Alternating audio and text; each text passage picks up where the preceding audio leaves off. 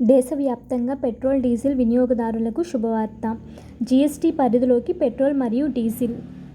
రాబోయే 53వ GST council సమావేశంలో ఆర్థిక మంత్రి నిర్మలా సీతారామన్ గారు అధికారికంగా ఈ సమాచారాన్ని మీడియాతో పంచుకున్నారు. మోడీ ప్రభుత్వం మూడోసారి గెలిచినందువలన అందుకు అనుగుణంగా ఇంధన ధరలు తగ్గించాలని నిర్ణయించిన కేంద్ర ప్రభుత్వం సగటు రూ. 20 మేర తగ్గించి జీఎస్టీ పరిధిలోకి తీసుకురావాలని చర్చిస్తుంది. ఈ నిర్ణయం అధికారికంగా అమలు చేయబడితే పెట్రోల్ మరియు డీజిల్పై రూ. 20 వరకు తగ్గింపు ఉంటుంది. జీఎస్టీ 28% నిర్ణయించబడినట్లయితే పెట్రోల్పై రూ. 20, డీజిల్పై రూ. 13 ఉపశమనం లభిస్తుంది.